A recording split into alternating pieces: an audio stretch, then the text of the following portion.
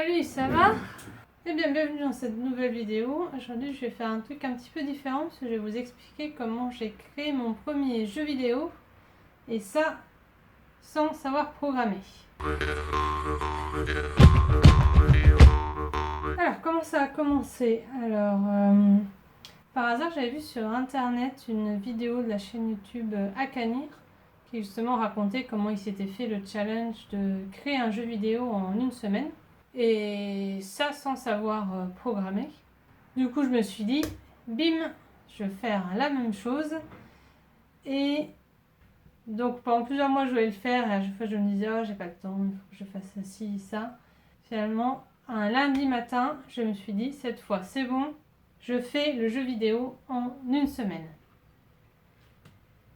Ensuite, la première étape, c'est de se dire quel genre de jeu je veux créer.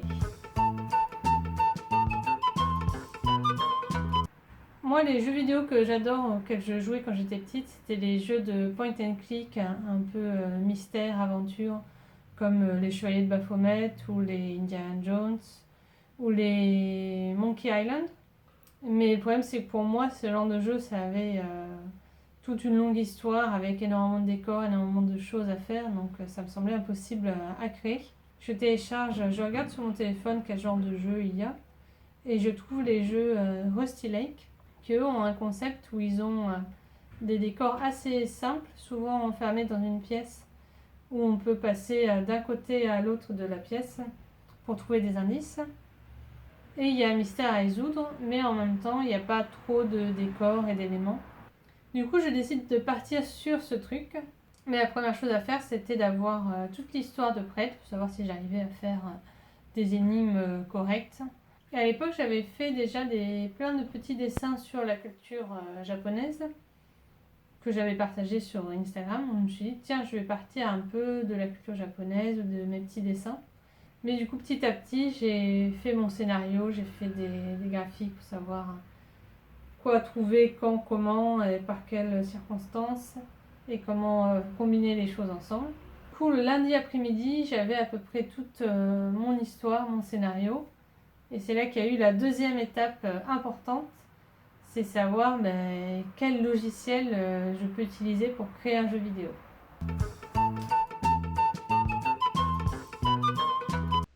Alors le principe de base pour créer un jeu en point and click, c'est qu'il va falloir d'abord mettre le décor en fond, puis chaque objet du décor avec lequel on peut interagir doit être ajouté séparément pour qu'on puisse l'enlever du décor si on le prend dans notre inventaire par exemple.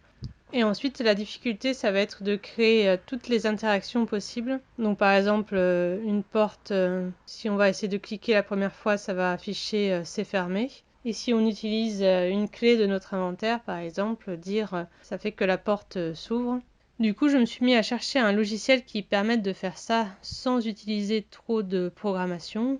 Alors, je suis tombée sur un logiciel qui avait l'air un petit peu ancien, qui s'appelle Adventure Game Studio, qui est spécialisé dans les point and click, où il n'y a pas besoin de faire beaucoup de programmation, enfin en tout cas tout est expliqué. Donc j'ai commencé à utiliser ce logiciel-là en faisant des tutoriels en même temps. Ce jeu vidéo que j'ai créé, je l'ai créé en 2 temps. D'abord j'ai tout créé avec ce logiciel-là, Adventure Game Studio. Et 6 mois après, en fait, je l'ai recréé entièrement avec des nouvelles énigmes, une histoire un peu plus fournie, avec Unity, qui est vraiment extrêmement utilisé dans les jeux vidéo, même de manière professionnelle. Et j'ai utilisé un plugin qui s'appelle Adventure Creator et qui permet en fait de créer le jeu vidéo en ayant des boîtes. Avec par exemple, si je clique sur cet objet et que j'ai déjà cliqué sur un autre objet avant, du coup ça débloque ceci. Et si je clique sur cet objet sans avoir trouvé ceci avant, ça débloque rien de particulier. Si on clique quelque chose, créer une réaction en chaîne, une boîte qui s'ouvre, une musique, un effet de lumière ou n'importe quoi. D'ailleurs, conseil de professionnel, ne commencez pas votre jeu vidéo en vous disant c'est bon, j'ai pas besoin de tutoriel, je vais apprendre sur le tas. Faites les tutoriels parce qu'au final vous allez vous allez perdre moins de temps. Du coup, je commence à faire ça, à apprendre le logiciel. Et en même temps, je fais ce qui prend aussi énormément de temps, c'est tous les petits dessins. Il fallait vraiment mettre chaque dessin qui soit séparé pour pouvoir les mettre dans le décor et pouvoir interagir avec eux. Et créer toute l'histoire, donc c'est-à-dire vraiment avoir le dessin, dire quand on clique sur le placard, que le placard s'ouvre et qu'on voit qu'il y a l'objet, pouvoir prendre l'objet. Ça aussi, ce qui a mis pas mal de temps, c'était de trouver des bruitages. Parce que ça, c'est pas du tout mon domaine, donc du coup, dès qu'il y avait des bruitages à faire ou des sons, c'était un peu galère.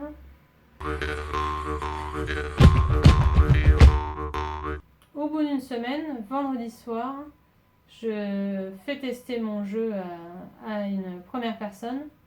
Et là où je pensais que ça y est, c'était bon, j'avais pratiquement tout fini. J'ai noté 2 pages de problèmes qu'il y avait, des petits bugs. Là, par exemple, un objet qu'on va prendre dans une pièce et quand on revient dans cette pièce après, il est possible de reprendre encore l'objet. À un moment dans mon jeu, il y a un cadran. Et quelqu'un à qui j'ai fait tester le jeu, une fois qu'il a trouvé le code, a tapé le code. Mais il était tellement rapide en fait qu'il a fait bugger le truc. Donc il a fallu que je fasse quelque chose pour que le code fonctionne même si on tape très vite. Et aussi, oui, quelque chose qui m'a pris pas mal de temps auquel je m'étais pas rendu compte, c'est la compatibilité pour les smartphones. Il y a énormément en fait de différences entre des téléphones qui sont vachement en rectangle, des iPads qui sont presque carrés. Ce qui m'a vraiment surpris, c'était le côté, les problèmes avec le jeu vidéo qu'il faut pouvoir résoudre. Et ce qui m'a pris au final, en fait, la moitié du temps, ça a été de faire les trucs qui, je pensais, allaient être rapides.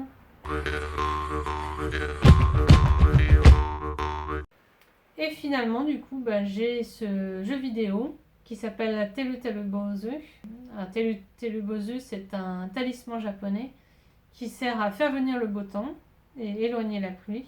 Je ne vous en dis pas plus, mais en tout cas, si vous aimez les point and click, les escape games, n'hésitez pas, c'est disponible sur l'ordinateur, Google Play. Ah aussi, j'en ai fait un autre l'année dernière, plus sur un thème Halloween.